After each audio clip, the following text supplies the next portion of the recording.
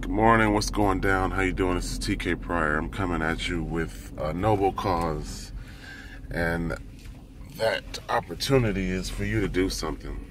Now, what you choose to do is totally up to you. A lot of people don't choose to do anything, but doing nothing isn't very prudent. Rome didn't fail in a day, but Rome also didn't last. Rome did fail. So the same fiscal policies that Rome had in place before they failed are the policies that we have in place currently. So if history repeats itself, we're leading in the same path. So that means that it's very economically smart for you to take control of your own life and prepare yourself independently of the governmental fiscal policies so that you can be okay.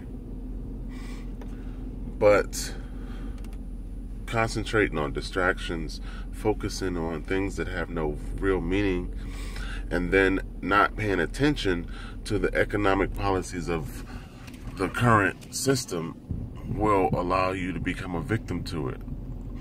Because, we're looking at overspending. We're looking at a deficit that continuously rises. We're looking at hyperinflation, inflation, stagflation, devaluation. We're looking at a lot of realistic items that affect your financial security. So if you don't do anything and you continue to focus on distractions, what happens is your money continuously loses value. Anytime you decouple a paper money from a physical asset, as we currently have right now, the money continues to lose value. So again, you wake up one day and you're victimized by a change in the economic world that you never paid attention to. So it's very advantageous for anyone to take a proactive stance towards their personal economics by making decisions that other people are not making.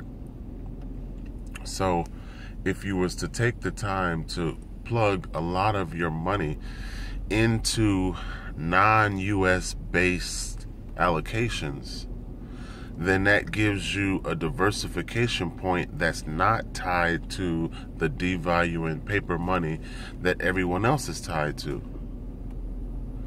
So that's the suggestion. The suggestion is that you seriously, in light of the failing economy, move your money into non-US dollar-based, non-bank-based, and non-government-based allocations. So what are those allocations?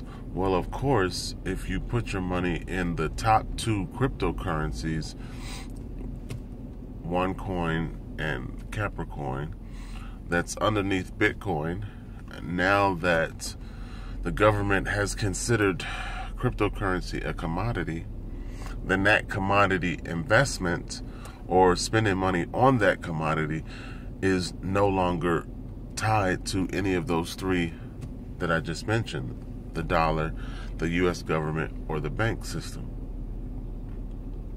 So you are diversifying by putting money in that area.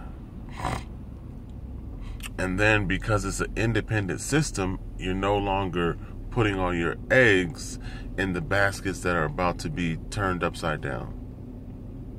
Now, the other item that fits in that same category is gold currency. Because gold currency is an independent system that's not in the bank, not in the US dollar, nor is it in the US government. So if you put money into gold currency, you put money into cryptocurrency, then you're allocating physical holdings and assets that are not in the systems that are failing. So that's what my suggestion is for those people who have the understanding or the capability to understand me. Take the prudent steps to push your future by getting involved in non-US based allocations. And even if you feel that there will be no repercussions from the negative policies within our government that have far-reaching downward turn respects, you can still better position yourself by getting involved in systems that are independent from all of these downward turning economy factors. So I just want to encourage you guys with that suggestion. Money outside of the systems that are failing gives you diversification, it gives you a safer allocation, and it also helps you no matter what. You're gaining money in two different categories: gold currency, cryptocurrency, and those systems are independent, so anything that you gain, of course, is going to be a positive asset.